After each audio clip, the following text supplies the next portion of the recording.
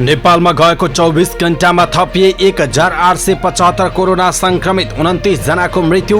मन्त्री थपघटमा रोक लगाउनु संविधान विपरीत भएको प्रधानमन्त्रीको सर्वोच्च अदालतलाई जवाब। पूर्वजका ज्ञानको अनुसरण गर्नु आवश्यक रहेको प्रधानमन्त्री केपी शर्मा ओलीको भनाई। क्रियाशील सदस्यता छानबिनमा चनाखो हुन पौडेल समूहको निर्देशन। क्रियाशील सदस्यको विवादले महाधिवेशन समयमै हुनेमा आशंका रहेको कांग्रेस नेता शशाङ्क कोइरालाको धारणा।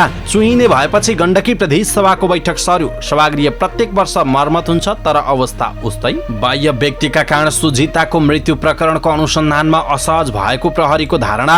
नदी तटीय क्षेत्रमा उच्च सतर्कता अपनाउन चितवन प्रशासनको आग्रह। स्मार्ट शहरको गुरु योजना मन्त्री परिषदमा लगिँदै घर बनाउन रोक लाग्न सक्ने। वीर अस्पतालमा बेड संख्या बढाएर 966 पुर्याइयो, 831 दरबन्दी थप। कैलालीमा बालकको हत्या आरोपमा 2 किशोरी पक्राउ। नेपालमै किनेको फोनको IMEI दर्ता गर्नु नपर्ने। नेप्से परिसूचक दोहोरो अङ्कले बढ्यो। फाइनान्स र विकास बैंकमा देखियो आकर्षण। श्रीलङ्कामा राजापाक्ष परिवारका 4 दाजुभाइ सरकारमा। विश्वभर कोरोनाबाट मृत्यु हुनेको संख्या 40 लाख नाग्यो। 3 देशमा 1/3 भन्दा धेरैको मृत्यु। र द 100 क्रिकेट प्रतियोगिता खेल्न सन्दीप बेलायत प्रस्थान। दर्शक महानुभाव नमस्कार। समाचारपाटी.com को न्यूज बुलेटिनमा यहाँलाई हार्दिक स्वागत छ। म प्रहलाद चन्द्र घिमिरे सदाको झैं आज पनि उपस्थित भइसकेको छु आजका महत्त्वपूर्ण समाचार लिएर। समाचारहरू अत्यन्त महत्त्वपूर्ण भएका कारण हामीलाई अन्तिमसम्म हेर्नुहोला अनि हाम्रो मेहनतका लागि यो भिडियोमा एउटा लाइक अवश्य गर्नुहोला। दर्शक महानुभाव पल पलको न्यूज अपडेटका लागि चाहिँ हाम्रो च्यानल सब्स्क्राइब गर्नुहोस् अनि नजिकै आउने बेल आइकनलाई क्लिक गर्नुहोला। दैनिक रूपमा हेर्नुहुन्छ रेगुलर लेख्नुहोस्, आज पहिलोचोटि हो फर्स्ट टाइम भनेर लेख्नुहोला। देशभित्र हुनुहुन्छ भने आफू रहेको गाउँठाउँ सहर जिल्लाको नाम लेख्नुहोला। दर्शक महानुभाव यदि विदेशबाट हेरिरहनु भएको छ भने कुन देशबाट हामीलाई हेर्नु भएको छ त्यो कुरा लेख्नुहोला। आउनुहोस् दर्शक महानुभाव आजका समाचार सुरु गरौँ कोरोना अपडेटबाट। गएको 24 घण्टामा नेपालमा 1875 जनामा कोरोना भाइरसको संक्रमण पुष्टि भएको छ। 5374 PCR परीक्षण गर्दा 1218 जना र 5130 एन्टिजेन परीक्षण गर्दा 657 गरी 1875 जनामा कोरोना भाइरसको संक्रमण देखिएको स्वास्थ्य तथा जनसङ्ख्या मन्त्रालयले जनाएको छ। यस्तै पछिल्लो 24 घण्टामा कोरोना संक्रमणबाट 29 जनाको मृत्यु भएको छ भने 1286 जना निको भएका छन्। बिहिबार थपिएका सँगै नेपालमा कोरोना संक्रमितको कुल संख्या 6,51,380 पुगेको छ। तीमध्ये 9,320 जनाको मृत्यु भएको छ भने 6,15,613 जना संक्रमण मुक्त भएका छन्। मन्त्रालयका अनुसार हाल देशभर सक्रिय संक्रमितको संख्या 26,447 जना रहेका छन्, जसमध्ये 23,692 जना होम आइसोलेसनमा रहेका छन् भने 2,755 जना संस्थागत आइसोलेसनमा छन्। कोरोनाका बिरामी मध्ये 572 जना ICU र 157 जना भेन्टिलेटरमा उपचाररत रहेका छन्। प्रधानमन्त्री केपी शर्मा ओलीले प्रतिनिधि सभा विघटनपछि प्रधानमन्त्रीलाई मन्त्री परिषद थपघट र कार्य विभाजन गर्न रोक लगाउनु संविधान विपरीत भएको बताउनु भएको छ।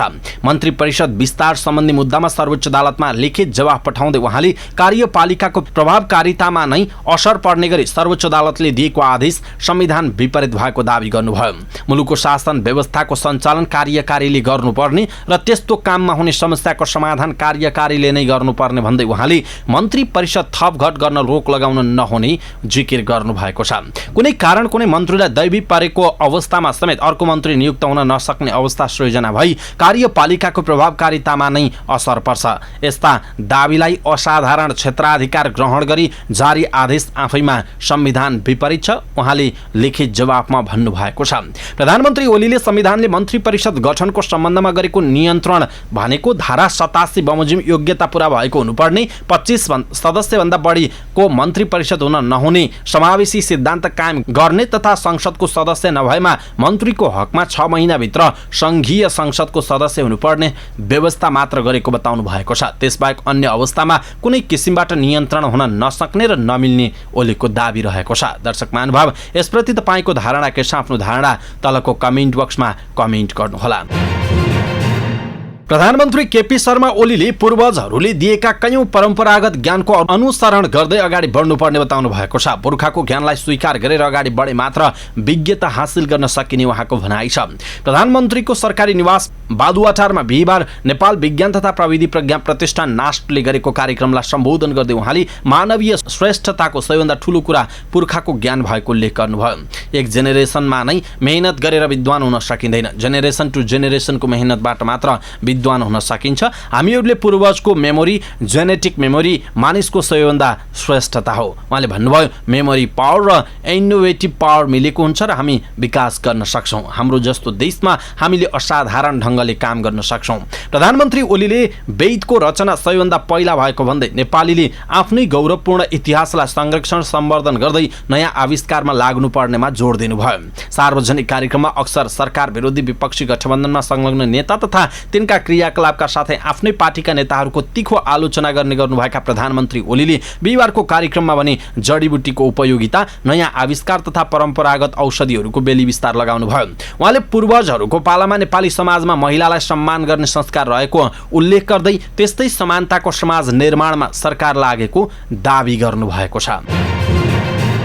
नेपाली कांग्रेसका वरिष्ठ नेता रामचन्द्र पौडेल समूहले महाधिवेशनलाई प्रभावित पार्ने गरी संस्थापन समूहले क्रियाशील सदस्यता वितरण गरेको दावी गरेको छ। अन्य पार्टीबाट कांग्रेस प्रवेश गरेका नेता कार्यकर्तालाई आफू खुसी ठूलो संख्यामा क्रियाशील वितरण गरिएको पौडेल समूहको आरोप छ। बिहिबार काठमाडौँमा पौडेल समूहले पार्टी समायोजन समिति र क्रियाशील सदस्यता छानबिन समितिमा रहेका आफू निकट नेताहरूसँग छलफल गर्दै क्रियाशील सदस्यताबारे छलफल गरेको हो। समायोजनका नाममा आएका क्रियाशील सदस्यतालाई लिएर छानबिन समितिमा धेरैको उजुरी परेपछि पौडेल समूहको बैठक बसेको हो। अन्य पार्टीबाट आएका नेताहरूलाई संस्थापन पक्षले प्रक्रिया उल्लङ्घन गरेर क्रियाशील सदस्यता वितरण गरेको पाइयो। बैठकमा सहभागी एक नेताले भन्नुभएको छ, जति पनि उजुरी परेका छन् त्यसमा चनाखो भएर छानबिन गर्न हाम्रो टिमका साथीहरूलाई आग्रह गरेका छौँ, उहाँको भनाइ छ। 7 सदस्यीय क्रियाशील सदस्यता छानबिन समितिमा पौडेल समूहबाट केन्द्रीय सदस्य जीवन परियार र कल्याण गुरुङ सदस्य हुनुहुन्छ। त्यस्तै कृष्ण प्रसाद सिटौला समूहबाट प्रदीप पौडेल समितिमा हुनुहुन्छ। बैठकमा परियार गुरुङसँगै सिटौला समूहका पौडेल पनि सहभागी रहनु भएको थियो। यसैबीच नेपाली कांग्रेसका महामन्त्री शशाङ्क कोइरालाले क्रियाशील सदस्यता नटुङ्गिएका कारण निर्धारित मितिमै महाधिवेशन हुने नहुनेमा प्रश्न उब्जिएको बताउनु भएको छ। बिहिबार पत्रकारहरूसँगको कुराकानीमा महामन्त्री कोइरालाले विभिन्न जिल्लाबाट उजुरी आएको भन्दै असारभित्र क्रियाशील सदस्यता टुङ्गो नलागे महाधिवेशनप्रति आशंका पैदा हुने बताउनु भएको छ। उहाँले क्रियाशील सदस्यको विवाद टुङ्गो लगाउन भरमग्दुर प्रयास गरिरहेको पनि बताउनुभयो। क्रियाशील सदस्य टुङ्गो नलगाइकन महाधिवेशनमा जान नसकिने पनि कोइरालाको भनाइरहेको छ। गण्डकी प्रदेश सरकारको बजेटमाथि आइतबारदेखि छलफल सुरु हुने भएको छ। सभामुख नेत्रनाथ अधिकारीले असार 27 गते 11 बजेदेखि बैठक सुरु गर्ने तयारी रहेको जानकारी दिनुभयो। सचिवालयलाई जानकारी आएको छ, अब हामीले सूचना निकाल्न मात्र बाँकी रहेको छ, उहाँको भनाइ छ।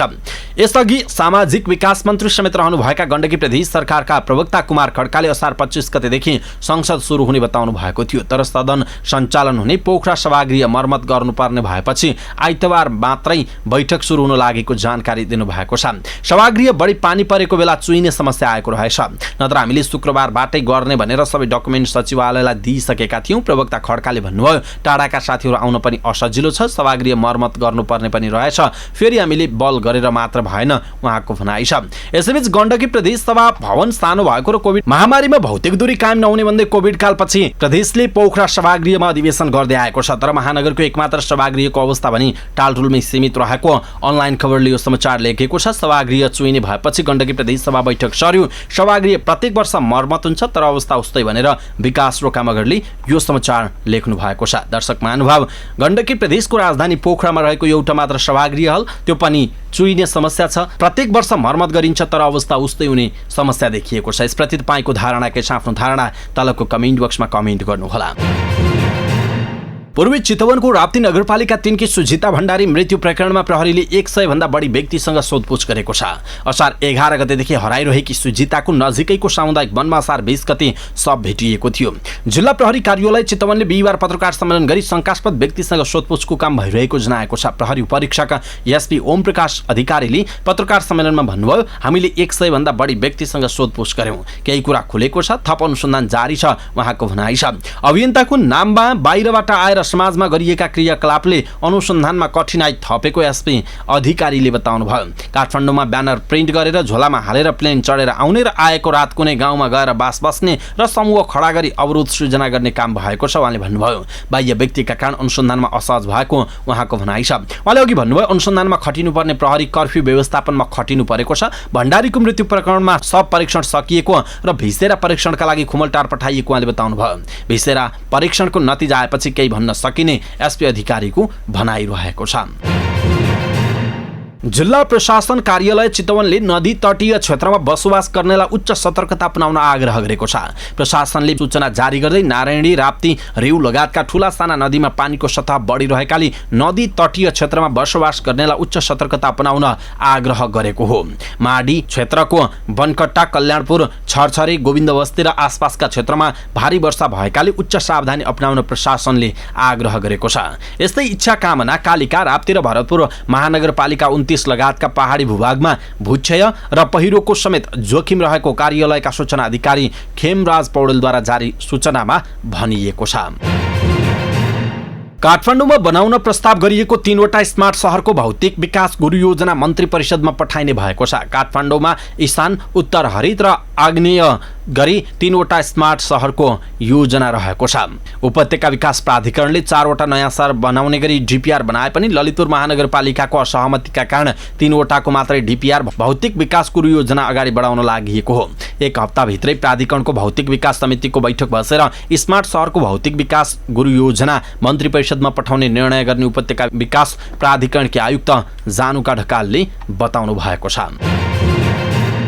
सरकारले वीर अस्पतालमा बेड संख्या बढाएर 966 पुर्याएको छ। यसअघि 460 बेड संख्या रहेकोमा बढाएर 966 पुर्याइएको हो। यस्तै वीरमा 831 कर्मचारीको दरबन्दी थप गरिएको छ भने 19 विभागलाई बढाएर 29वटा र 7वटा इकाइलाई बढाएर 9 पुर्याइएको छ। थपिएका दरबन्दीमा एक प्रमुख विशेषज्ञ, एक प्रशासनतर्फको सहसचिव समेत छन्। 21 असारमा बसेको मन्त्री परिषद बैठकले कर्मचारीको दरबन्दी थप्ने निर्णय गरिएको थियो। दरबन्दी थपिएका 186 जनासँगै वीरमा अब चिकित्सकको संख्या 360 पुगेको छ। बुधबार मृत फेला परेका टिकापुर नगरपालिका 1 का 3.5 वर्षीय विवेक विष्टको हत्या आरोपमा प्रहरीले 2 किशोरीलाई पक्राउ गरेको छ। कैलालीका प्रमुख प्रहरी उपरीक्षक विश्व अधिकारीले बालकलाई आफूसँगै जामुन खान लिएर गएकी उनकी दिदी नाता पर्ने 15 वर्षीय किशोरी र ती किशोरीकी 14 वर्षीय साथीलाई पक्राउ गरेको बताउनुभयो। घरयासी रिसिभीका कारण बालकको हत्या भएको प्रारम्भिक अनुसन्धानबाट खुलेको अधिकारीले जानकारी दिनुभयो। 15 वर्षकी किशोरीले बालकलाई जामुन खान भनी आफूसँगै लगेको र जमरा कुलोको किनारबाट धकेलेको अनुसन्धानबाट खुलेको प्रहरीले बताएको छ।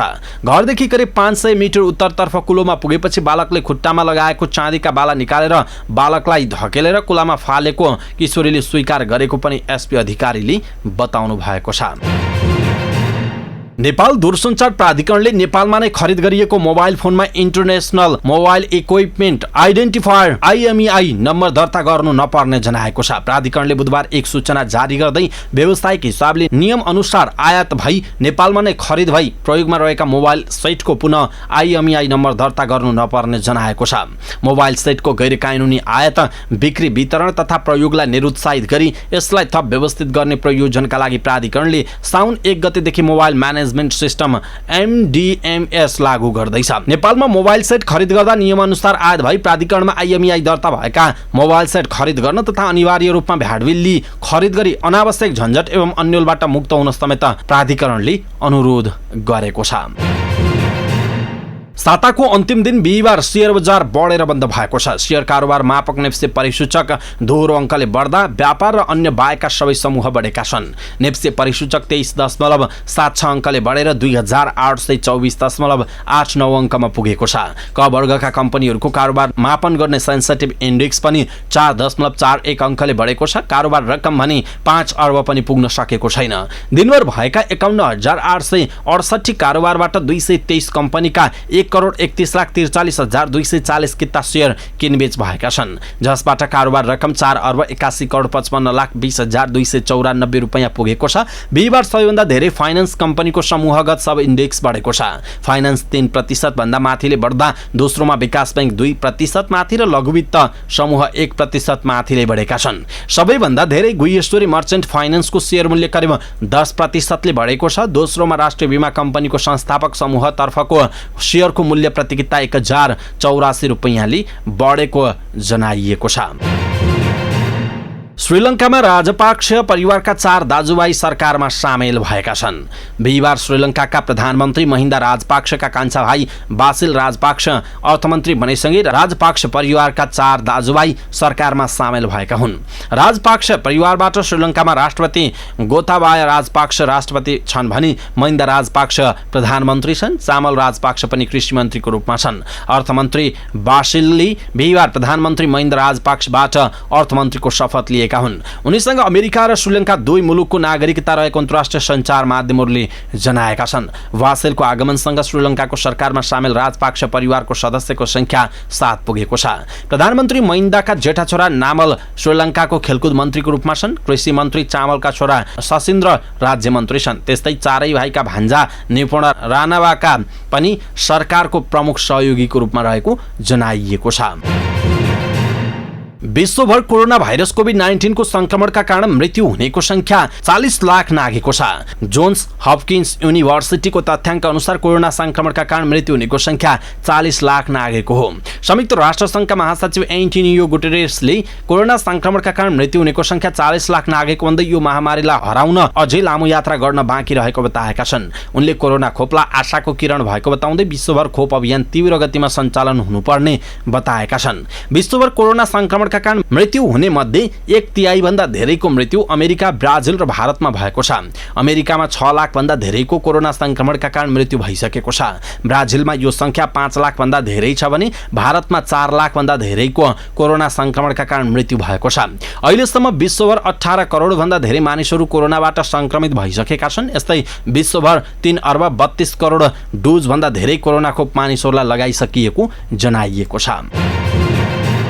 र द 100 क्रिकेट प्रतियोगिता खेल्न नेपाली लेग स्पिनर सन्दीप लामिछाने बेलायत प्रस्थान गरेका छन्। सन्दीप टर्किस एयरलाइन्सको जहाजबाट लन्डन गएको उनका व्यवस्थापक रमन शिवाकोटीले बताएका छन्। बेलायत गएपछि सन्दीप 10 दिन क्वारेन्टिनमा बस्नेछन्। यस अवधिमा 2 पटकको PCR परीक्षणको रिपोर्ट नेगेटिभ आएपछि मात्र लामिछानेले यो प्रतियोगितामा खेल्न पाउनेछन्। द 100 प्रतियोगितामा सन्दीप ओभल इन्भिन्सिबलबाट खेल्ने जनाइएको छ।